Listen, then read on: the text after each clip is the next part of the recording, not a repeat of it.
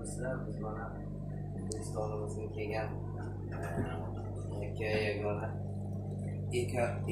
klinika bu. Ekologik toza klinika, ya'ni bu kislorod emas, bu vodorod.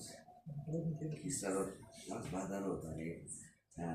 Aytadi-yu, vodorod emas, vodorod shu bitta suvni olasanda o'zi parcha bo'lib ketadi, vodorod parchalanishi. Vodorod shunaqa kichkina bilan nimalardan iboratki, tanangizdan ham o'tib ketadi-da, u tanangizdan ham o'tib organizmga kirar ekan, hatto devordan ham o'tar ekan. Shunaqa bir vodorod, bu sistemaga yaponiyaliklar ancha oldin kelgan, mana shu yapon apparati pandemiya paytida ham ko'pchilik kislorod qidirilgan, ular vodorod bilan ishni bajarib qoldi. Chunki inson organizmining 70% o'zi suvdan, suvliklardan iborat va demakki o'sha vodorod ham suvda endi. Lekin biz ko'zimizdan ancha ko'rinmaydigan suvlar. Shunda bir suvda shunday bir xususiyat borki, hatto Bruce Lee shogirdiga aytganda, sen degan suvga aylan degan.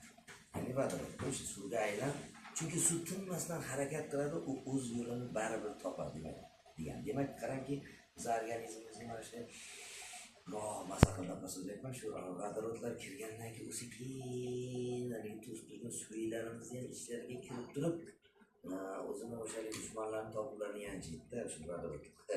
Olim bo'lib ketadi. Dushmanlarni ko'rsatish shart emas mana. Endi bitta narsadan men afsus qilaman, men to'g'risini aytsam afsus qilaman. Mana shunday bir muolaja olayotganda, shu odam bilan muolaja olayotganda afsus qilaman. Vaqtga qarshi. O'zi o'sha apparatni Yaponiyalik odam o'sha menmi? O'sha o'zimizganligi ham aytib turibdi. Bu birinchi o'sha odam o'ylab topgan ekan. Endi hozir ismini o'zgartirib borib Botir deb qo'yib olgan. O'zi aslida u ismlari u harakat qilsa havo ketdi. Ko'rdingizmi, meni apparatim gapirtirib oladi. Shunaqa bir O'zbekistonda shunaqa joy bor ekan.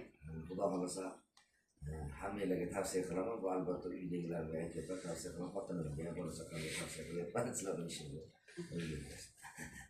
To'g'risini aytsam, men ham hozir yengillik his qilyapman. Mana shu liniyada, bu liniya to'lib ketgan bo'lsa, sekin achitib biladi, tozaloq bo'lib, xudo xolasa yaxshi bo'ladi deb o'ylayman. Tem bo'limam oyog'imdan, tem bo'limas, ruscha gapiryapman. Oyoqdan boshlab, nima deydi, silkitib qotib qolganlarni ko'chirib chiqaradi shekilli. Men qo'yib qoldim apparatidagi gap so'z yo'q. Bir ovoz bilan gap so'z yo'q. Faqat bitta yomon tomoni bitta odam bilan bir joyda. Endi yana bir tomonni aytib o'taman, agar mana shu apparat sizni ichingizga kirlarni yuvib tashlasa, bu apparatga to'g'risini aytsam, shu apparatga shu apparatga qistiraman. Shu apparatga qancha bo'lsa qistiraman.